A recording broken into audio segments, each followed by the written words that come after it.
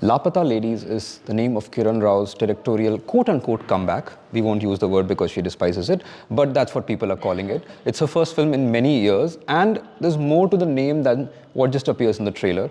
We have the director, Kiran Rao, with us to talk about it. Kiran, thanks for the time. Welcome to DNA. Thank you so much.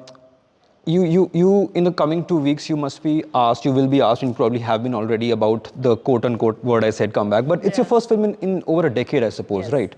12, 13 years, if I'm not mistaken. So what made you say yes to this, and what was the interim period like where you were like not finding any story worth your time, which we can say? Well, I can say the interim was, frustrating. Right. I was really working very hard to make my own work, to write, and I had a lot of stories which now also I'm pursuing and developing. But I just, when you're writing, it's quite a lonely process, and I never found the right kind of co-writer to be my sounding board or support. So it was frustrating, and honestly, I was really searching for something that I could sink my teeth into and run with. It's like someone gives you the ball and you're in the rugby team and you have to run to the goal. So I got lucky with this one, honestly. It was a chance because Aamir was the judge in this script writing competition. And he just came home and said, hear this story. Two girls, young brides going on a train. This guy goes home with his bride, and when she picks up her gungat, it's a different girl. And I just loved it, and of course Aamir had read it and he loved it.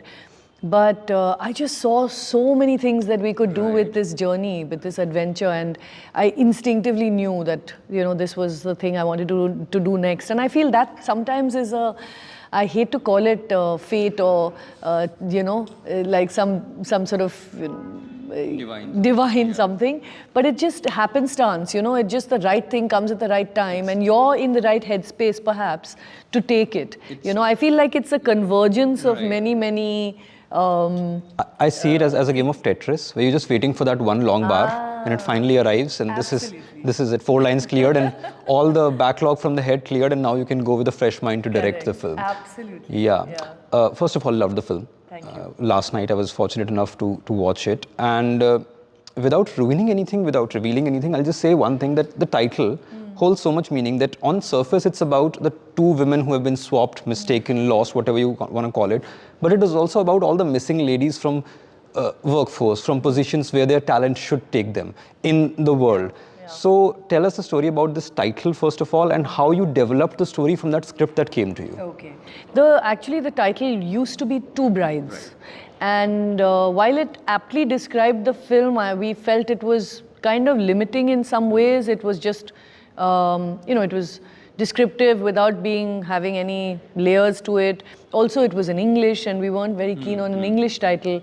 So we really hunted, and there all kinds of suggestions came our way. Ghungat ki aad mein, Ghungat, this, that, all kinds of titles, which of course weren't suitable because this film isn't about that. Like you said, it's about something a lot more than girls just being lost, So we were hunting and searching and thinking, and my producer, Tanaji, he just came up with it. And the nice thing is that he used, in the film, we say ladies a lot. Ladies, yeah. So in English, we've written it as ladies, but in Hindi, you'll see it's without the nukta, Yes, I saw it. It's Laapataa Ladies.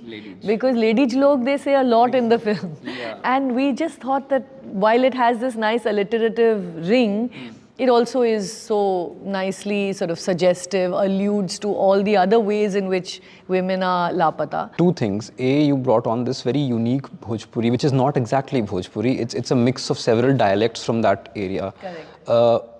What was the reason why you set it in Nirmal Pradesh and not in Uttar Pradesh, Madhya Pradesh, Maharashtra? Was it to widen the scope, or...? It was for multiple reasons. One is that we just felt that the second you say Bihar or UP or Maharashtra, it becomes a story of a particular culture or a particular region, which this is not. It's really talking about, as you know, it's a more sort of general take on what women go through in life. So we did want to, sort of make it more broad, and we felt like this would also give us the liberty to create our own rules, you know. It's हमारे निर्मल प्रदेश में ये सब होता है, you know. It's a nobody can argue with you when you have your fictitious state. किसी की बुराई नहीं कर रहे. किसी की बुराई नहीं कर रहे. So yeah, it also helps you evade all the people who could take offense to just about anything, you know.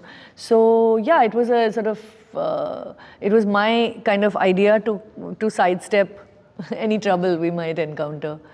The second is, of course, when you take on 3 new actors, very bright, promising actors, and of course Ravi sir is there. But suddenly we have these terms in our industry, ये content-based film है, ये star-based है, ये action pot boiler है. When you come with a quote-unquote content-based film, उनको commercial नहीं माना जाता. We always limit them commercially, and that is a notion that we have had for several decades. Now, your film comes out a couple of months after 12th Fail, and you've touched upon that. That suddenly, it makes you more confident and greedier, right? Absolutely, it does. I mean, it feels to me like the sky's the limit, you know, when you think of a film like 12th Fail. It makes you realize that actually, for thousands of years, humans have sat around that fire, watching, you know, whatever, paintings on the walls of caves together, or told each other stories together in that cave, and that instinct hasn't really changed. You know, I've got a good one for you tonight. Let's all gather around the fire and listen to a story, is the instinct that I feel we still have, you know, and it's so heartening to see something like 12th Fail, where a story well told, doesn't matter who's in it, nobody really cares who made it even. The idea is it was a great story. So yeah, it makes me greedy, honestly. It makes me feel like it's an incredible inspiration for all of us who are making films with, like you said, a non-star cast or an unusual storyline. It's you know, kind of you realize that we just need to hook the audience in the right way. So promotions are important, and I suppose word of mouth is what trumps everything. Everything, yeah, really. Because however much producers and directors may say that no, commercial doesn't matter, at the end of the day it does, because it gives you the power to make a better story the next time around. Absolutely. And honestly, it is in some way a metric of how much people have liked the film. Now, it is sometimes a result of not having reached your audience with information that, oh, we are coming on the 1st of March. Maybe people don't know, which is a problem in marketing when you don't have a big film. But a box office will tell you if people like the film, you know. Moving on to these actors, now I have these 3 young actors who have done very well, and there's Ravi sir. And I know he wasn't the only person who tested for Inspector Manohar. There was a certain Mr. Aamir Khan too, who was very keen on playing the role. So A, how do you say no to Aamir Khan? B, tell us the story behind it.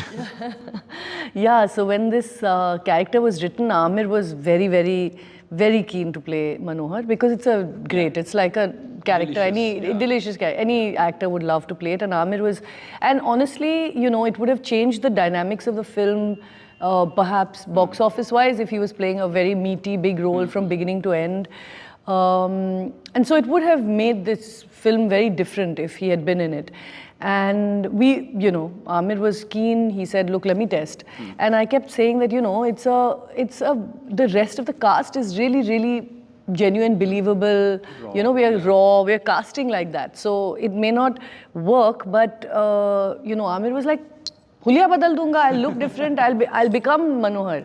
And he did. Yeah, he did one test which was amazing. In fact, someday I keep feeling like I should put it out to show the world, what he had done, because he'd done a very good test. It really tempted all of us on some level to go with him. But on, the presence of a star in any sort of this kind of environment is that, then you're very aware that you're watching a star play this character. Right. And it stops, at that point, it slowly shifts from being a very believable story which you're immersed in to. It could be. Sometimes even if you forget that, subconsciously you have an expectation of this person, right? You've seen this person, you want this person to, do something, right? Be starry. Yeah, be starry. So that was one consideration, and the second really was that Ravi ji brings an incredible earthy rus to his character, which I really feel is instinctive and authentic and something that nobody else can bring. That comes from your life experience and the way you are. It cannot be brought on by performance. He's just too much this character. Like, he just is the role. It felt like it would, and Aamir felt this too. He just thought that Ravi could bring something that he possibly would have to work much harder to do and would never be as natural, to do. So you didn't have to say no to him. It was more of a mutual thing. It was a mutual thing. It was a mutual thing. I mean, we did have a very long discussions, but we both, at the end of it, both agreed that Raviji would be perfect. Just a last word, what do you want to tell the audience who are coming in with an expectation of watching Laapataa Ladies? Of course, there's so many expectations, the new cast, there's Ravi Kishan, the you directing, Aamir producing it, so it all gets muddled up. But if you have to sum up in one word or sentence what Laapataa Ladies is all about, what would you tell the audience?